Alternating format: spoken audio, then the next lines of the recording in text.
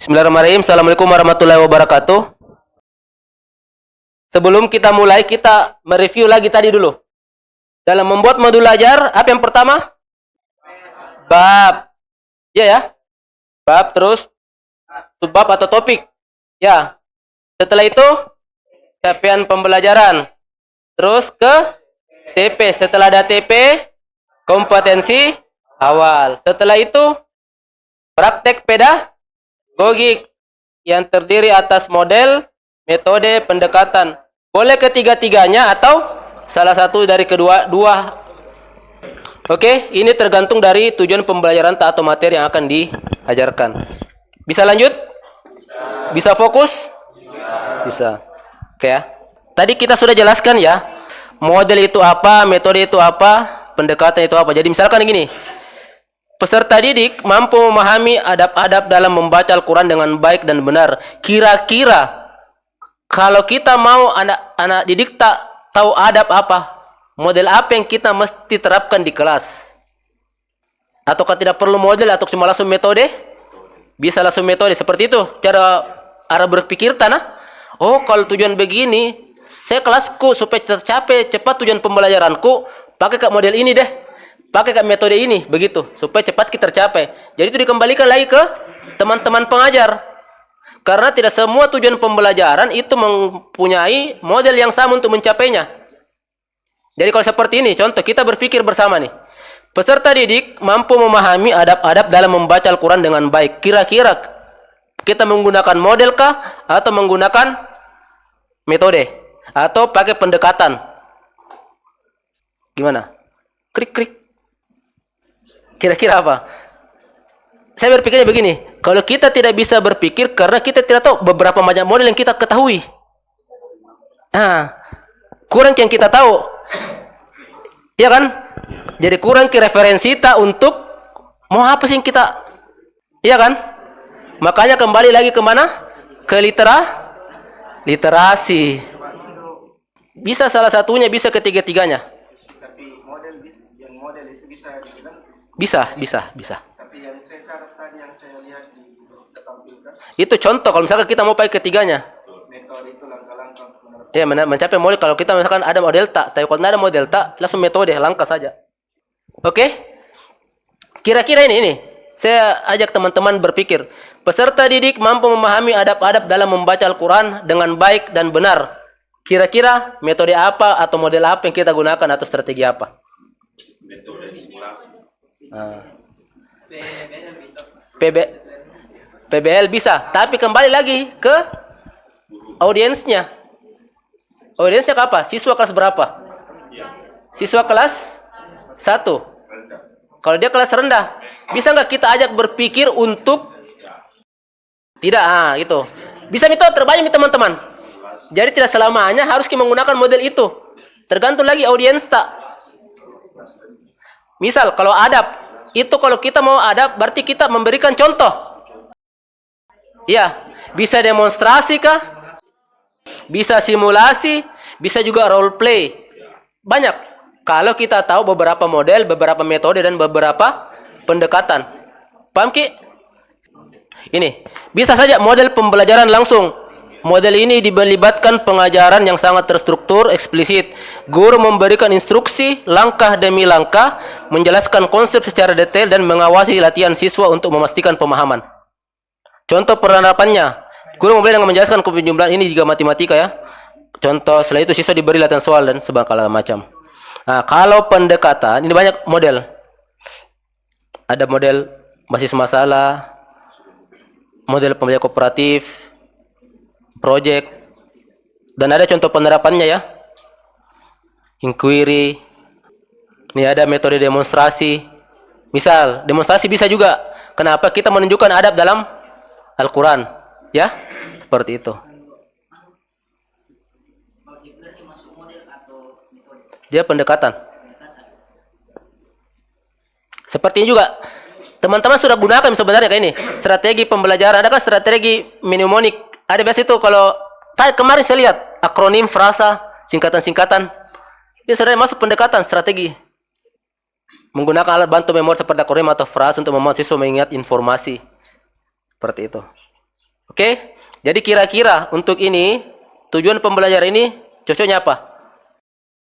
Metode apa? Bisa model pembelajaran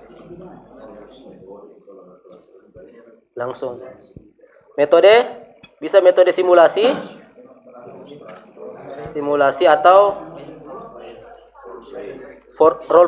role play ya, atau demonstrasi bisa. Nah gitu. Salah satunya nih, pendekatannya apa? Bisa deep learning yang menyenangkan, bermakna, iya kan? Bisa juga ada kemarin tuh scientific, bisa gitu. Tapi teman-teman harus paham apa itu dulu. Jangan asal dituliskan. Paham Ki? Bisa?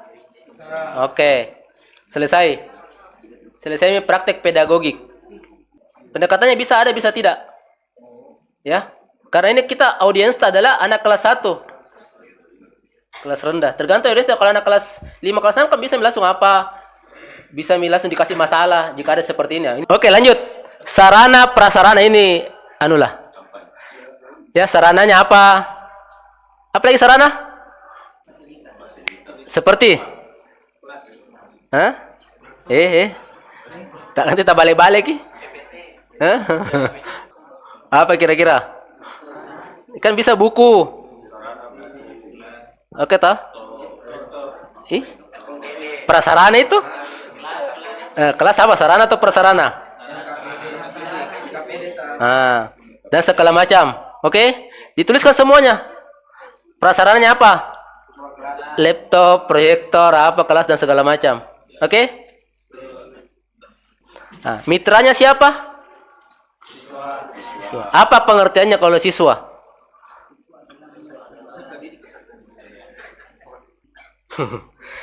Apa peserta didik?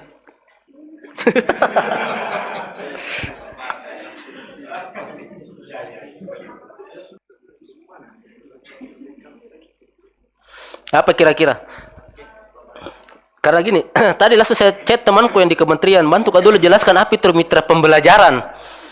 Jadi, pertanyaannya begini, dalam proses pembelajaran, ternyata ya, penjelasannya, peserta didik dapat bekerja sama dengan siapa? Jadi objeknya ternyata peserta didik. Paham Ki? Jadi gini, ini penjelasannya. Dalam proses pembelajaran, mitra pembelajaran, peserta didik dapat bekerja sama dengan berbagai pihak sebagai mitra pembelajaran, yaitu 1. Guru sebagai fasilitator yang memberikan arahan, penjelasan, serta bimbingan dalam memahami materi yang diajarkan. Itu. Jadi dia konsennya adalah di peserta didiknya. Jadi siapa mitranya? Kalau peserta didik kayak gini. Nah, saya ulang bahasanya. Dalam proses pembelajaran, peserta didik dapat bekerja sama dengan berbagai pihak. Berarti domainnya, kalau matematika wilayah asalnya peserta didik. Nah, dapat bekerja sama dengan berbagai pihak sebagai mitra pembelajaran, yaitu 2. 1. Guru sebagai fasilitator yang memberikan arahan, penjelasan, serta bimbingan dalam memahami materi yang akan diajarkan. 2. Teman sebaya sebagai rekan belajar untuk berdiskusi, melakukan percobaan sederhana, serta saling memberikan umpan balik. Orang tua mendukung pembelajaran dengan memberikan contoh penerapan materi dalam kehidupan sehari-hari. Gitu. 4. Lingkungan sekitar sebagai sumber belajar nyata melalui apa? Gitu maksudnya. 5. Sumber digital dan media pembelajaran seperti apa? Itu termasuk ternyata mitra pembelajaran. Jadi wilayah domainnya adalah siswa. Kita tadi diskusi sumber belajar, sumber informasinya ya. Jadi kita sepakati dulu. Berarti di sini mitra pembelajaran adalah bukan ya? Peserta didik toh? Pahami kalimatnya nah, pahami kalimatnya. Dalam proses pembelajaran, peserta didik dapat bekerja sama dengan sebagai pihak Berarti fokusnya adalah peserta didik kalau mau belajar dan pembelajaran bekerja sama dengan siapa? Berarti yang pertama adalah guru. Karena sebagai fasilitator. Paham Ki? Kedua pasti teman sebaya. Karena sebagai rekan belajar dan diskusi. Gitu. Bisa juga dilibatkan orang tua kalau memang ada keterlibatan orang tua. Bisa orang tua membantu Anda mengerjakan PR di rumah. Itu kan mitra. Iya kan? Tour guide juga nih. Oke, iya tadi pas setelah Jumat saya coba chat, itu yang kasih berikan. Jelas ya? Untuk mitra pembelajaran. Jadi mitra pembelajaran itu adalah bisa kita tulis begini, teman-teman. Satu, guru sebagai fasilitator dan seterusnya. Dua, bisa siswa atau teman sebaya toh sebagai rekan diskusi atau belajar dan seterusnya. Oke? Bisa juga ada orang tua. Bisa juga tadi masyarakat.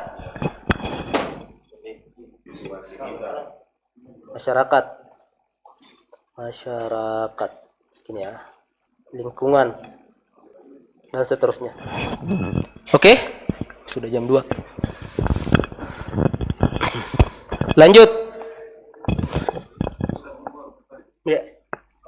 Itu mitra pembelajaran harus ditulis itu semua atau Tidak, tergantung materinya. Ini contoh Ji, bahwa mitra itu ini nih, ini dan ini. Oke, paham? Ya. Iya. Dideskripsikan Ki. Dia gurunya sebagai apa?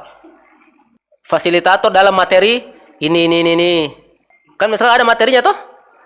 Kan dalam sini misalkan ini, fasilitator sebagai atau apa? Guru sebagai fasilitator dan contoh dalam memahami adab-adab membaca Al-Qur'an. Kan guru memberikan contoh. Iya kan? Maju. Oke, paham Ki? Jadi gini, guru sebagai fasilitator atau sebagai contoh dalam memahami, memberikan contoh untuk adab-adab dalam membaca Al-Quran. Seperti itu. Paham? Jadi dideskripsikan lagi. Lanjut. Lingkungan pembelajaran. Bagaimana lagi lingkungan pembelajaran? Bisa? Lingkungan pembelajaran tadi nih. Kita ulang lagi. Lingkungan pembelajaran adalah lingkungan pembelajaran yang mengintegrasikan antara ruang fisik, ingat, ruang fisik, ruang virtual, dan budaya belajar untuk mendukung pembelajaran mendalam. Contoh, lingkungan sekolah, kalau kita punya LMS, dan segala macam. Berarti di sini di mana ini?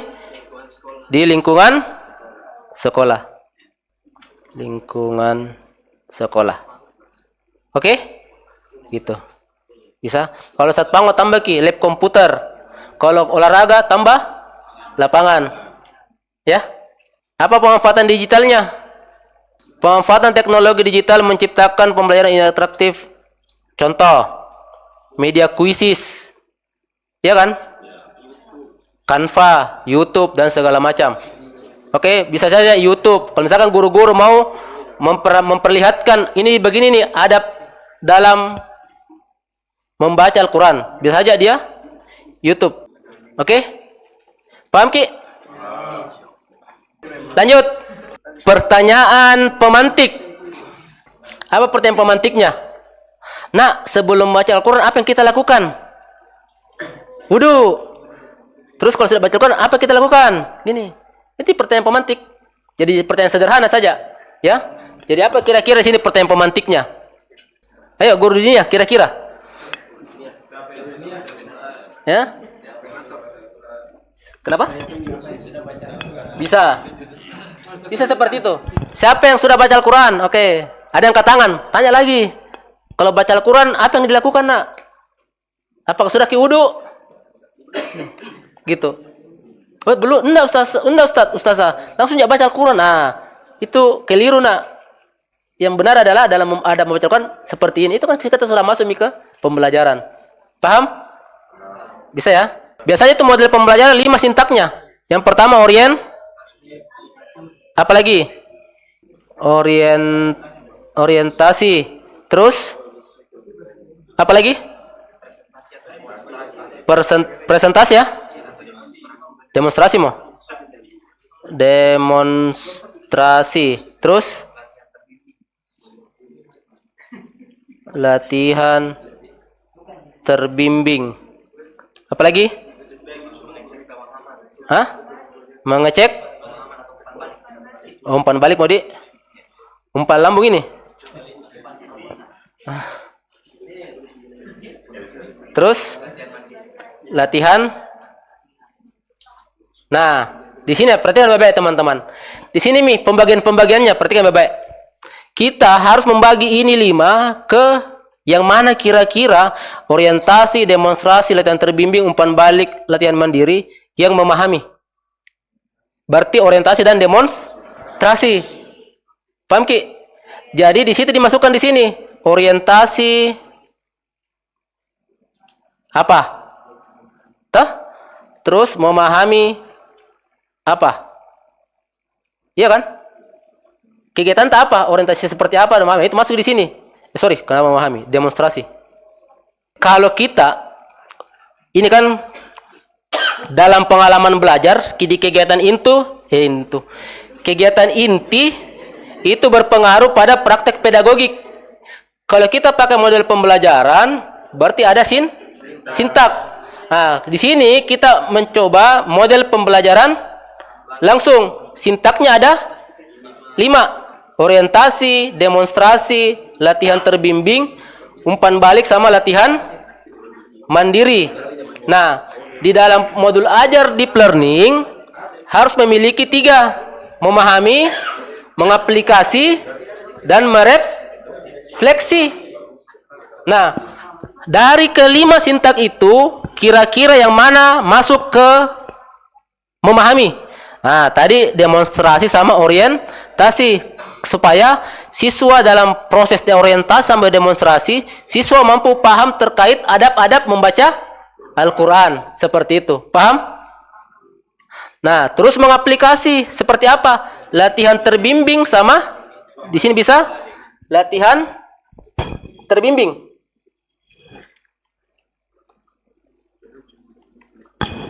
Oke? Nah, merefleksi apa?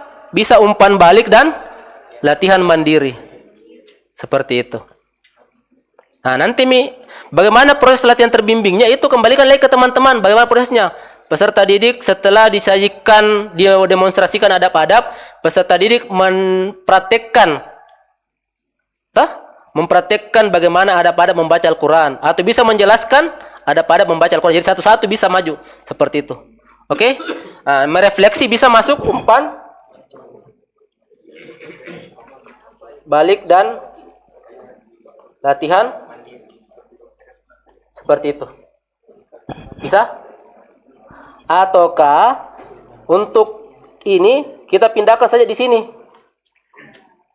Oke? Di sini kegiatan peserta didik. Oke? Misal 1. Guru mendemonstrasikan atau menjelaskan adab membaca Al-Quran. Nah, sudah. Iya kan? Ini kan di guru menjelaskan, berarti ada orientasinya, ada demonstrasinya. Apa demonstrasi? Menjelaskan. Paham? Nah, ini yang kita lakukan teman-teman. Terus apa latihan terbimbingnya? Ini kita pindahkan lagi. Seperti apa? Siswa dipersilahkan satu-satu ke depan untuk menjelaskan ulang adab-adab membaca Al-Quran. Oke? Ya. Bisa? Seperti itu. Jadi terstruktur tidak cara mengajar tak? Terstruktur kan? Karena apa? Ada modul ajar. Kalau ada modul ajar ya freestyle maki. Iya kan? dan selanjutnya. Oke? Merefleksi bisa umpan balik. Kira-kira bagaimana kalau umpan baliknya ini kalau adab-adab? Memberikan feedback ke anak-anak.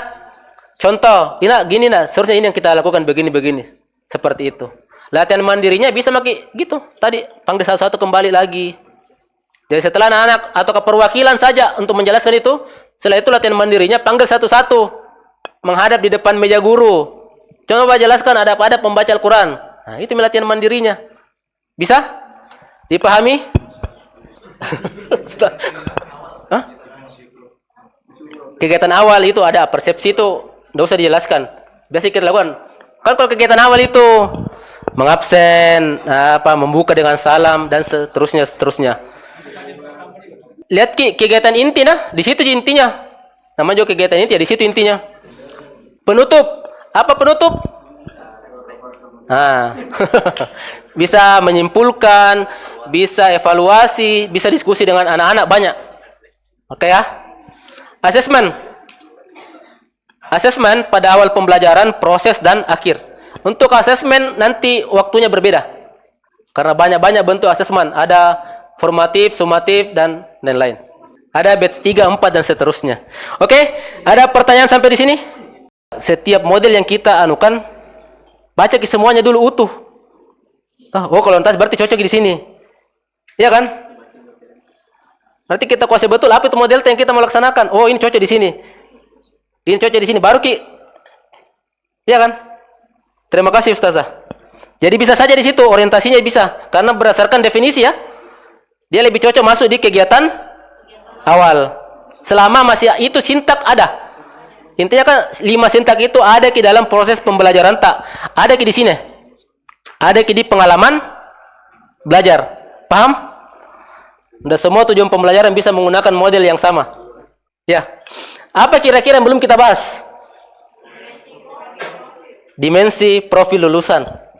Saya tanya teman-teman yang bagaimana cara memilih dimensi profil lulusan? Kenapa dengan materinya? Ini teman-teman. Perhatikan baik-baik. Bagaimana menentukan 8 dimensi profil lulusan?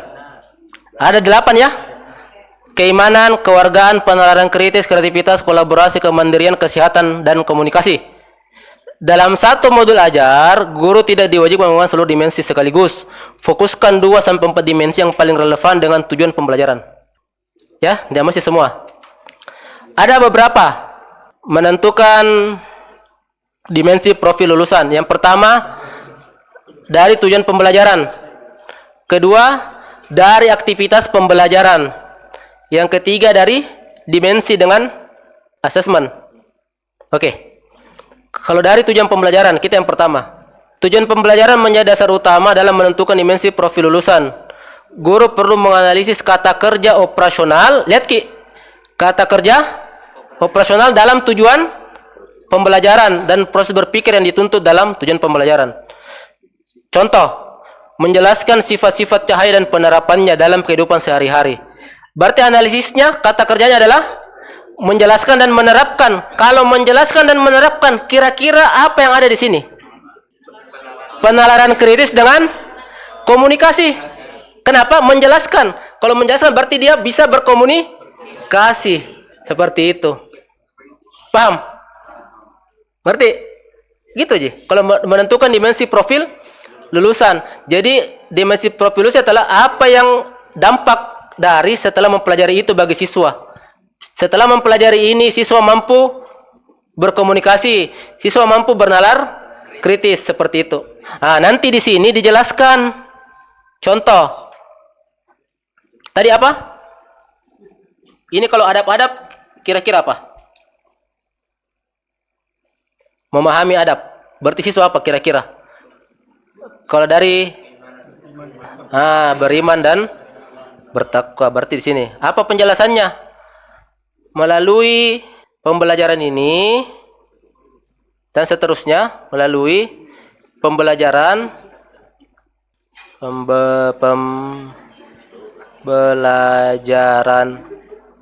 ini siswa semakin bisa beriman dan bertakwa Gitu aja. Paham? Nah, melalui pembelajaran ini siswa mampu berkomunikasi, mampu mengkomunikasikan, mampu menjelaskan dan seterusnya. Paham Ki? Bisa ya? Nah, cara yang kedua, menentukan dimensi dari aktivitas pembelajaran. Kalau teman-teman masih mau memastikan ya, selain dari TP, dimensi profil lulusan juga ditentukan dengan berdasarkan aktivitas nyata yang dilakukan peserta didik selama pembelajaran. Fokuskan pada apa yang dikerjakan siswa. Contoh, diskusi kelompok. Diskusi kelompok itu apa? Masuk di mana? Kolaborasi, bisa kreativitas, bisa komunikasi antara mereka. Contoh, melakukan eksperimen. Kalau eksperimen apa itu? Bisa kreativitas, bisa kemandirian, bisa bernalar kritis. Bisa paham? Kalau olahraga, kesehatan ya. Ini, lanjut. Menyelaraskan dimensi dengan asesmen. Asesmennya misal, produk, berarti apa? Kreativitas, observasi kerja kelompok, kolaborasi, persentase, komunikasi. Ada laporan tertulis, kemandirian. Ya kan? Tergantung nanti kembali lagi asesmennya apa. Kemandirian. Oke?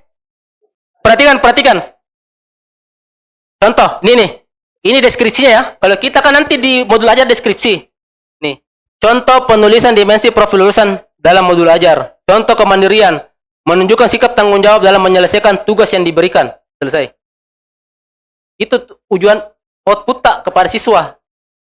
Kolaborasi, bekerja sama dengan teman-teman dalam mendiskusikan tugas yang diberikan dan selanjutnya. Nih, kalau mau lebih kompleks dan valid. Contoh pemetaan profil lulusan dalam modul ajar. Tujuan pembelajaran, menjelaskan sifat cahaya, apa aktivitasnya, bisa eksperimen, center atau apa. Ya toh? Apa asesmennya, laporan tertulis, dimensi apa profil lulusannya, penalaran kritis. Dari yang tadi dijelaskan, apa yang teman-teman belum paham secara utuh? Model. Kalau kita terstandar semua, apa lagi selain strategi model? Saat paham? Modul ajar itu yang berbeda adalah tujuan pembelajarannya, Ji. Sama capaiannya. Semua kan, kalau kegiatan inti itu tergantung lagi teman-teman literasi tak. Kita pakai model apa? Kalau model apa itu pasti ada sintak. Nah, sintak itu yang kita kelompokkan. Yang mana masuk di memahami, yang mana masuk di mengaplikasi, yang mana masuk di refleksi. Yang pastinya kita jelaskan, Ki. Kalau metode ini untuk memahami apa kita lakukan. Untuk mengaplikasi apa yang kita lakukan. Seperti itu. Iya. Itu intinya 3. Di kegiatan inti proses modul ajar lived learning. Memahami, mengaplikasi, dengan merefleksi. Coba duduk dulu berdasarkan mata pelajaran. Misal, bahasa Indonesia dengan bahasa Indonesia. Matematika dengan matematika. Untuk SD, duduk berdasarkan fasenya. Fase A, kelas 1-2. Fase B, 3-4. Fase C, gabung maki juga dengan yang dinianya dengan dinianya juga. Saya ulang nah. Kalau mata pelajaran SMP SMA itu duduk berdasarkan bidang studi. Kalau sendiri berarti sendiri, Ki. Sendiri juga. Oke, bisa SD duduk berdasarkan fase. Boleh? Hah? Kenapa? Tidak bisa. Karena satu CP-nya itu beda CP, Ki. Oke? Yang tidak ada pasangannya, yang kalau tidak ada berarti sendiri, Ki. Iya, permapal. Coba kerja mandiri, Ki, kalau yang beda fase, Ki. Kerja mandiri bisa? Waktunya sampai jam 3. Nanti kalau ada waktu, misalkan kita nanti ada waktu lagi, kita bisa langsung validasi modul ajarnya langsung. Mapelnya apa? Masalah matematika, materi pokok, babnya. Iya, itu makanya di mata pelajaran tidak ada, Mi. Misalkan mata pelajarannya itu, contoh ini nih. Tunggu. Perhatikan. Di sini di mata pelajaran, berarti mata pelajaran apa yang kita ajarkan? Bahasa Indonesia atau apa? Umum. Nah, di sini mata pelajaran tidak diisi, Mi. Tinggal langsung babnya. Bisa sama babnya di situ. Tidak apa-apa double, sama. Nah, atau subtopiknya tuh. Nah. Oke, bisa? Coba dikerjakan. Jadi gini, untuk TK, untuk TK sendiri-sendiri karena dia per sentra. Untuk SD dia per fase. Fase A, fase B. Coba karena kan guru dinia kan per kelas toh. Guru dinia per kelas, guru umum per fase. Untuk diam dulu Ustaz. Untuk SMP mapel sama SMA. Silakan dikerjakan sampai jam 3 Bismillah. Ini Ustadz saya mau bertanya target peserta didik.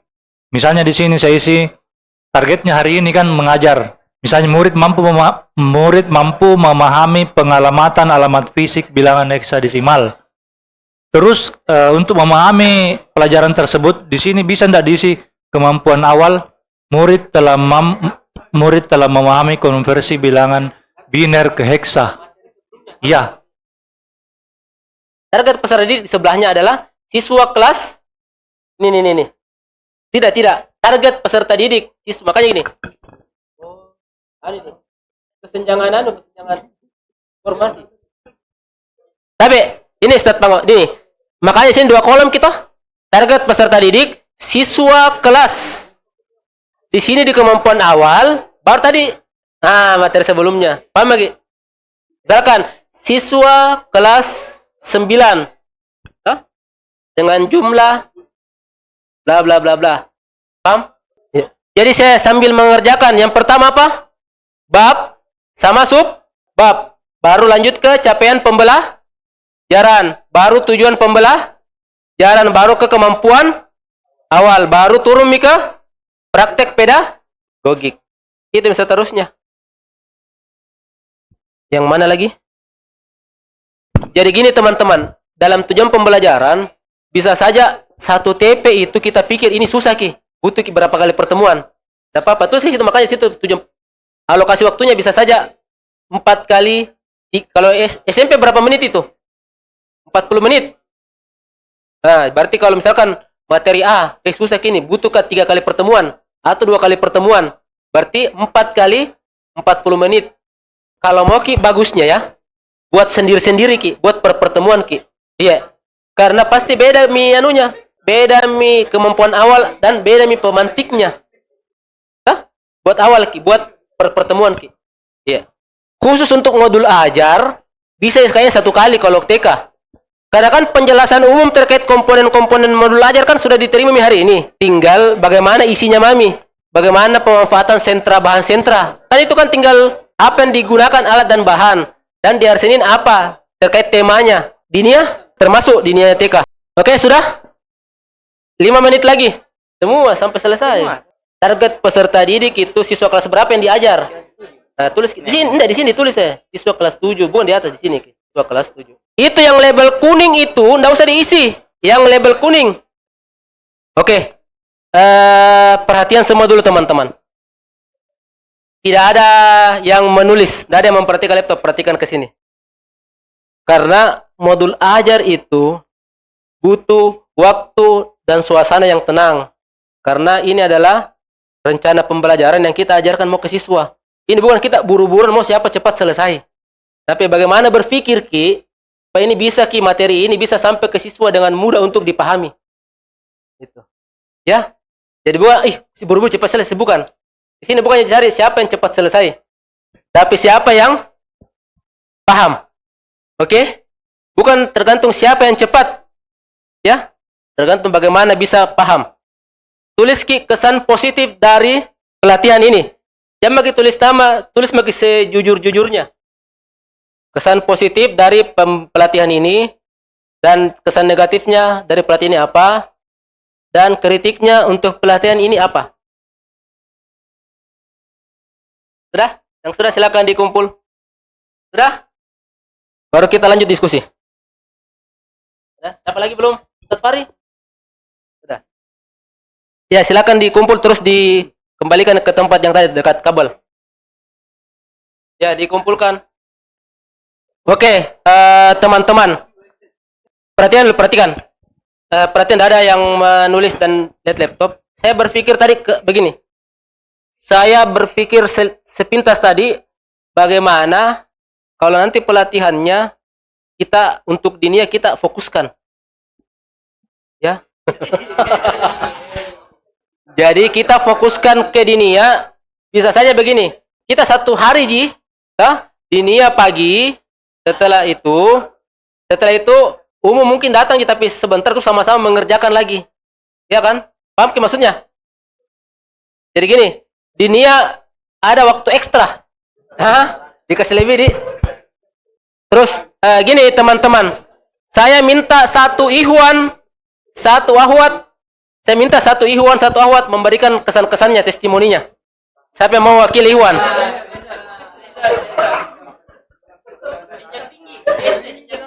Hah? Siapa?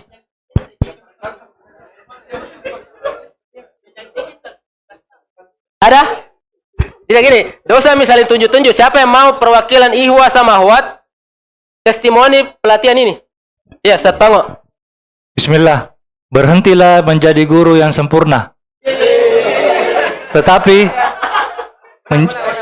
jadilah guru yang bermakna.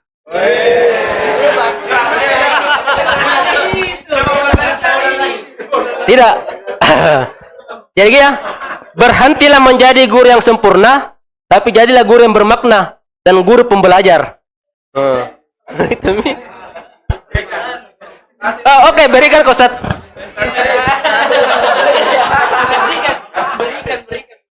Ada mic itu, itu mic.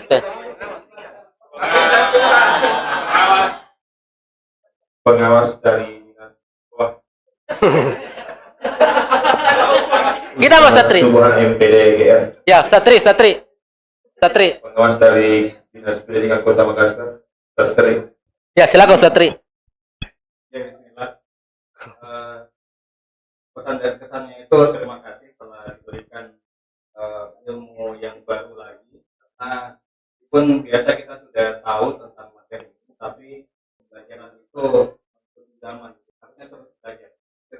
Oke. Terima kasih Ustaz Tri. Oke, teman-teman, saya secara pribadi, Ustaz Fang, suara bisa dimatikan? Ya, closing. Closing. Oke ya teman-teman, terima kasih banyak atas waktunya. Senang bekerja sama dengan teman-teman. Terima kasih feedbacknya. Terima kasih diskusinya. Alhamdulillah. Semoga teman-teman dapat bekal hari ini. Kalau yang benar pasti datangnya dari Allah. Kalau salah pasti datangnya dari saya pribadi. Saya minta maaf atas segala kekurangan. Kita ketemu di pertemuan selanjutnya. Kita tutup dengan doa kafaratul majelis. Subhanakallah bihamdik. Asyhadu an la ilaha illa anta astaghfiruka wa atubu ilaik. Sekian, assalamualaikum warahmatullahi wabarakatuh.